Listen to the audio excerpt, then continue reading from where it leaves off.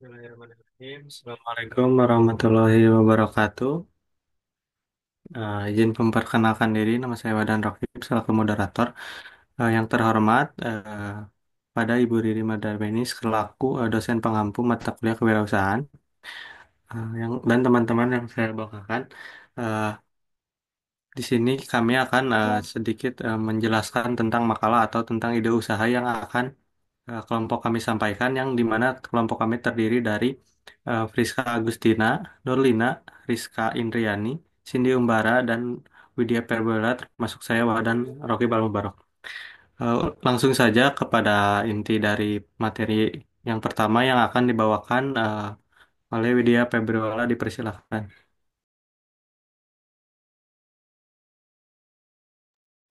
Baik, terima kasih saya ucapkan kepada moderator. Di sini saya akan menjelaskan mengenai latar belakang dari Mozaikon itu sendiri.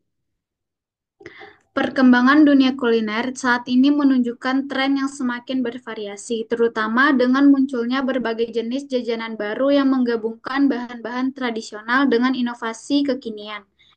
Salah satu jajanan yang tengah populer di kalangan masyarakat, terutama kalangan anak muda, adalah mozakron. Mozakron pertama kali populer di negeri jiran Malaysia, kemudian jajanan ini viral ke Indonesia dan menjadi peluang usaha bagi masyarakat Indonesia. Masyarakat pada umumnya mengolah jagung sebagai bahan pelengkap sayuran. Namun, pada zaman yang semakin maju, jagung dapat diolah menjadi jajanan yang lezat dalam bentuk mozakron. Mozakron merupakan jajanan yang memadukan jagung manis dengan keju mozzarella, memberikan cita rasa yang gurih, manis, dan lumer yang banyak disukai oleh orang.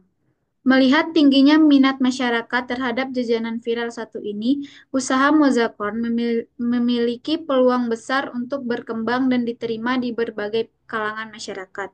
Baik, hanya itu yang dapat saya sampaikan. Saya kembalikan ke moderator. Terima kasih kepada Widya. Untuk materi selanjutnya akan dibawakan oleh Rizka Indriani, dipersilahkan.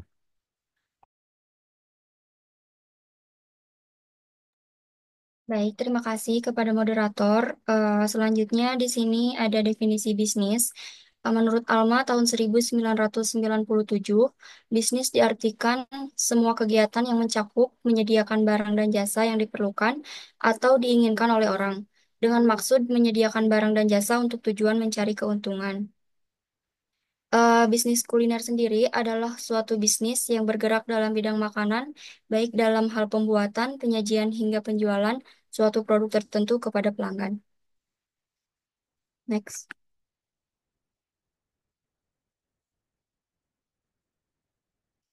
Lalu ada inovasi dalam bisnis kuliner.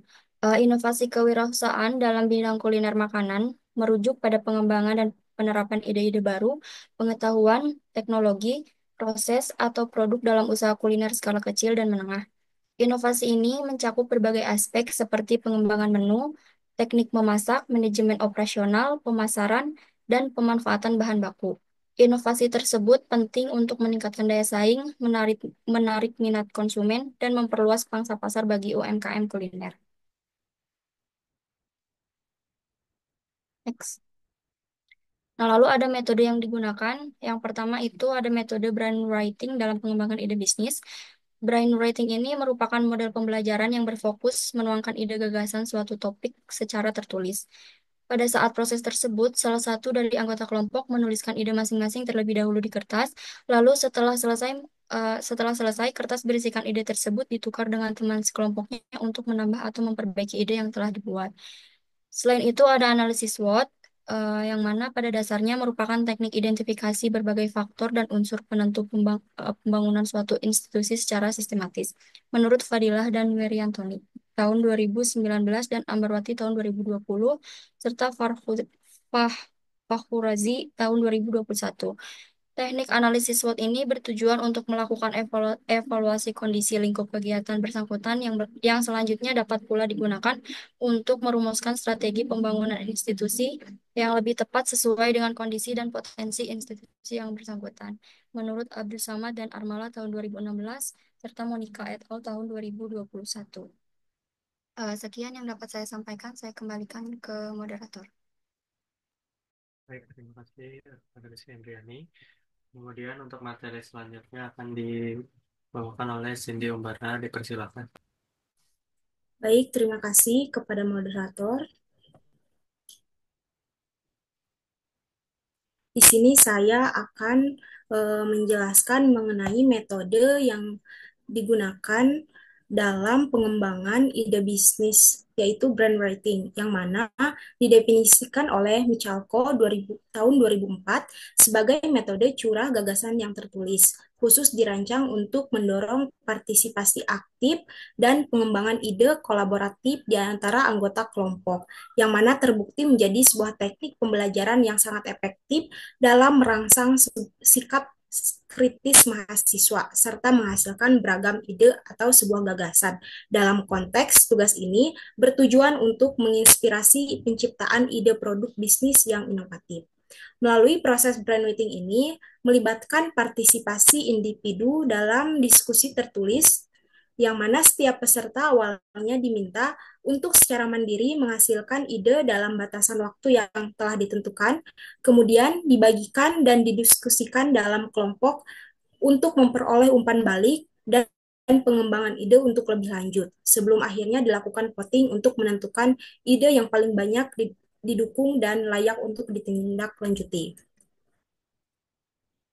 Selanjutnya, kelompok kami juga melakukan pemungutan suara untuk nama ide usaha yang akan dijalankan. Nah, dalam ini hasil pemungutan suara terhadap 4 opsi nama ide usaha yang diajukan. Yang pertama ada Mozacon, yang kedua Cheesecon Street, yang ketiga Mozacorni, dan keempat Cheesecon Lab.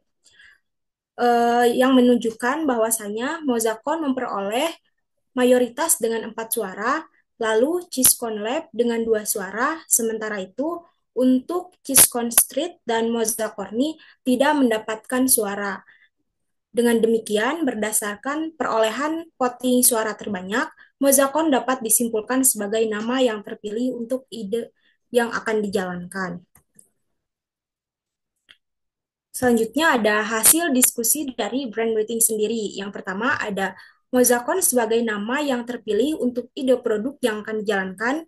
Kedua, pengembangan produk Mozacon ini dengan varian rasa yang khas dan unik untuk menonjolkan keistimewaan cita rasa pada produk jagung tarik. Lalu ketiga, menggunakan bahan baku jagung dan keju mozzarella, pilihan yang berkualitas untuk diolah secara steril dan higienis untuk menjamin keamanan dan rasa terbaik dari setiap kemasan Mozacon. Lalu yang keempat, menciptakan rasa Mozacon yang khas dan menggunakan selera melalui perpaduan keju, mozzarella, dan jagung ketika ditarik dan proses pembuatan yang terjaga, sehingga memberikan pengalaman rasa yang tak terlupakan bagi konsumen. Lalu kelima, menawarkan pilihan varian Mozacon yang lebih sehat, seperti penggunaan minyak yang berkualitas baik dalam proses pembuatan jika ada proses penggorengan, atau pilihan rasa dengan kandungan gula yang rendah untuk menjangkau konsumen yang peduli dengan kesehatan. Lalu yang terakhir, melakukan strategi pemasaran dengan memanfaatkan platform media sosial seperti Instagram dan WhatsApp dengan membuat konten video pendek yang menarik dan kreatif untuk memperkenalkan produk Mozacon dengan keunikan rasa dan daya tarik kepada audiens yang lebih luas. Lalu selanjutnya ada analisis SWOT, yang mana analisis ini pertama kali diperkenalkan oleh Albert Humphrey untuk menganalisis 500 perusahaan besar yang ada di Amerika. Analisis ini digunakan untuk menentukan strategi pemasaran secara tepat untuk suatu produk yang akan dijalankan. Nah, tujuan dari analisis SWOT ini untuk menemukan strength atau kekuatan, weakness atau kelemahan, opportunities atau peluang, dan threats atau ancaman yang akan digunakan sebagai informasi dalam pengambilan keputusan. Selanjutnya, ada analisis SWOT dari Mozacon sendiri. Yang pertama ada strength atau kekuatan. Yang pertama ada kombinasi rasa yang unik, tekstur yang sangat menarik, mudah dibuat, dan modal terjangkau. Lalu ada weakness atau kelemahan. Yang pertama ada ketahanan simpan dan produk cepat basi. Lalu opportunities atau peluang, yang pertama ada jajanan kekinian, lalu Mozakon ini juga merupakan produk frozen food. Lalu ada threat atau ancaman. Yang pertama ada persaingan, yang kedua ada tren kuliner, yang ketiga pelanggan bosan. Lalu alasan kelompok kami memilih produk Mozakon ini yaitu eh, Mozakon sendiri merupakan salah satu jajanan yang tren yang populer karena terbuat dari jagung dengan campuran keju mozzarella yang disukai oleh berbagai kalangan. Perpaduan manis dari jagung dan rasa gurih dari keju memberikan cita rasa yang unik. Baik, mungkin itu yang saya sampaikan. Terima kasih kepada moderator. Baik, terima kasih sebelumnya kepada Cindy Umbara. Untuk materi selanjutnya akan disampaikan oleh Friska Agustina, dipersilahkan. Baik, sebelumnya terima kasih kepada moderator. Untuk slide selanjutnya akan dipresentasikan oleh saya sendiri.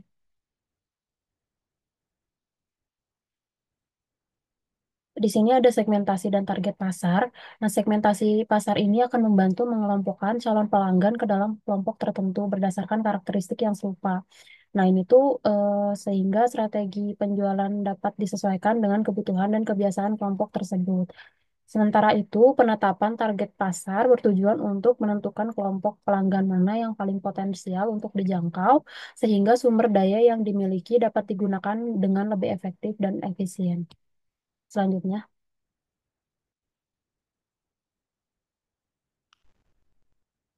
Seperti yang terlampir di layar, untuk di sini ada tabel segmentasi pasar dan target pasar, di mana segmentasi pasar yang pertama adalah keju jagung tarik mozzarella. Ini adalah ide cemilan baru yang memadukan rasa jagung pipil yang manis secara alami dengan rasa keju mozzarella yang meleleh dan panjang yang dapat ditarik. Disajikan hangat dengan saus gurih seperti keju, mentega, atau saus spesial lainnya. Cemilan ini tidak hanya menggugah selera, tetapi juga memberikan pengalaman makan yang seru dan memuaskan. Untuk segmentasi pasar yang pertama, target pasarnya adalah remaja dan dewasa muda berusia antara 15 sampai 30 tahun yang tinggal di kota-kota aktif di media sosial dan menyukai jajanan modern. Nah, mereka juga biasanya mencari makanan yang praktis, murah, dan menarik secara visual atau dibagikan secara digital.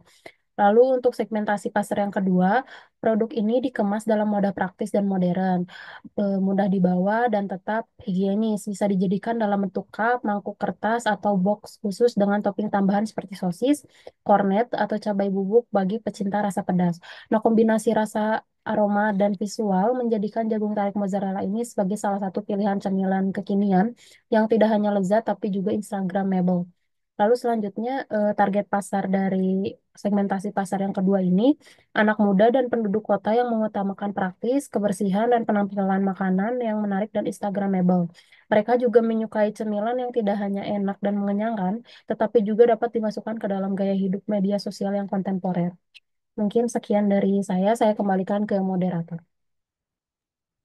Baik, terima kasih kepada Friska Agustina. Materi selanjutnya yaitu tentang strategi pemasaran dan pesaing yang akan dibawakan oleh saya sendiri, di mana strategi pemasaran yang inovatif dan tepat sasaran juga sesuai dengan karakteristik target pasar diperlukan untuk membuat produk ini menjadi terkenal gitu, diminati, laku, dan dapat dipasarkan. Terdapat pendekatan-pendekatan atau strategi dalam pemasaran. Yang pertama yaitu dari segi produk, price, eh, place, dan promosinya, yang merupakan strategi pemasaran. Next.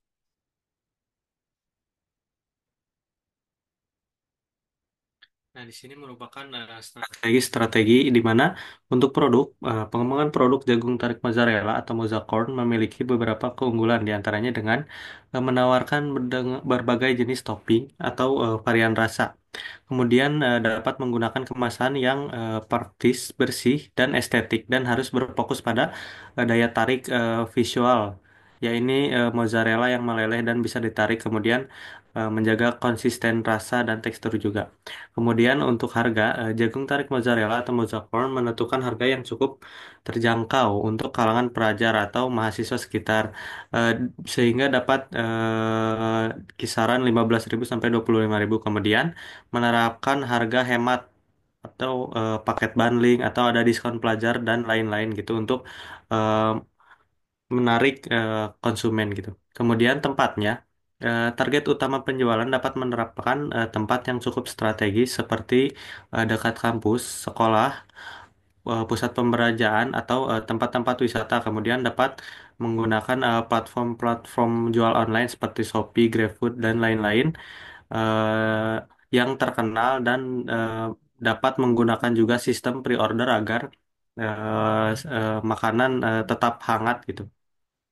Kemudian untuk promosi, Mozacorn ini membuat strategi di mana akan membuat akun media sosial dengan nama brand Mozacorn itu sendiri dan aktif mengabarkan atau sebagai media informasi dan membuat konten-konten menarik tentang produk tersebut dan dapat menggunakan atau mengundang food blogger sekitar untuk menarik perhatian kalangan kaula muda.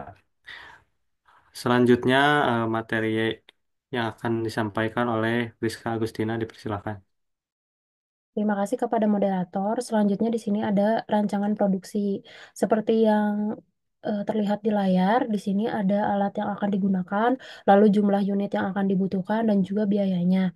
Sudah terlampir di tabel. Selanjutnya.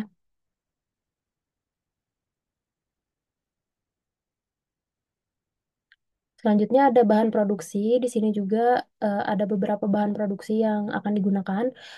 Bahan yang digunakan yang pertama adalah jagung manis, keju mozzarella, susu kental manis, air, dan margarin. Untuk jumlah unit yang dibutuhkan berbeda-beda setiap bahannya. Lalu biayanya juga berbeda-beda. Mungkin sekian dari saya kembalikan ke moderator. Baik, terima kasih kepada rekan-rekan. Mungkin segitu saja pemaparan materi kelompok kami. Kurang lebihnya mohon maaf bila ada salah-salah kata. Terima kasih. Wassalamualaikum warahmatullahi wabarakatuh.